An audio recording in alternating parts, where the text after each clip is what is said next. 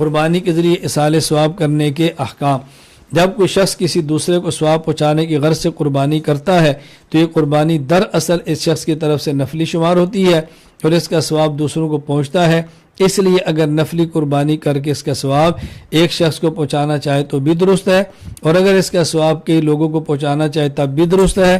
چنانچہ انبیاء علیہ السلام، صحابہ کرام رضی اللہ عنہم، تابعین، تبع تابعین، ائمہ، فقہاء، محدثین، اکابر امت رحمہم اللہ، اپنے والدین، عزیز و قارب وغیرہ کو اس کا ثواب پہنچانا درست ہے۔ ایصال ثواب کی غرض سے چھوٹا جانور بھی ذبح کرنا جائز ہے اور بڑے جانور میں نفلی قربانی کے حصے رکھنا بھی جائز ہے۔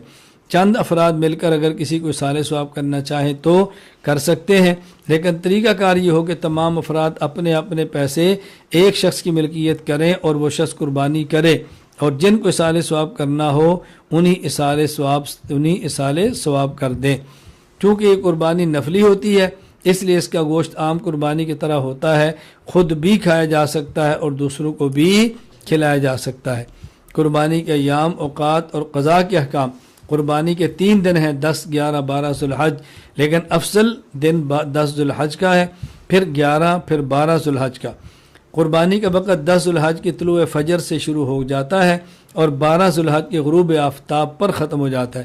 البتہ یہ بات واضح رہے کہ شہر یا قصبہ جات جہاں عید کی نماز پڑھنا واجب ہوتا ہے وہاں عید کی نماز پڑھنے سے پہلے قربانی کرنا جائز نہیں، گویا شہر اور قصبہ جات کے لیے ایک اضافی شرط ہے۔ دیہات اور جنگلوں میں چونکہ عید کی نماز نہیں ہوتی اس لیے وہاں 10 ذو الحج کو طلوع فجر کے بعد قربانی کرنا جائز ہے، تاہم ان مقامات پر بہتر یہ کہ سورج طلوع ہونے کے بعد قربانی کی جائے۔ قربانی کے اختتام کا وقت 12 ذو الحج کا غروب آفتاب ہے۔ اختتام کا وقت شہر، قصبہ جات، دیہات اور جنگل سب کے لیے ایک ہی ہے، چنانچہ 12ویں تاریخ کا سورج غروب ہو جانے کے بعد قربانی کرنا درست نہیں۔ ایام قربانی میں جس طرح دن میں قربانی کرنا درست ہے اس طرح رات کو بھی قربانی کرنا درست ہے۔ صاحب نصاب آدمی قربانی نہ کر سکا یہاں تک کہ قربانی کے دن ختم ہو گئے تو اب قربانی کا عمل فوت ہو گیا۔ اب اس شخص پر توبہ استغفار لازم ہونے کے ساتھ ساتھ درمیانے درجے کے چھوٹے جانور، بھیڑ بکری کی قیمت غرباء پر صدقہ کرنا واجب ہے۔ ایک شخص کے ذمہ کئی سالوں کی قربانی کی قضا لازم ہے تو اس پر بھی ہر سال کے عوض ایک متوسط چھوٹے جانور کی قیمت غرباء پر صدقہ کرنا واجب ہے۔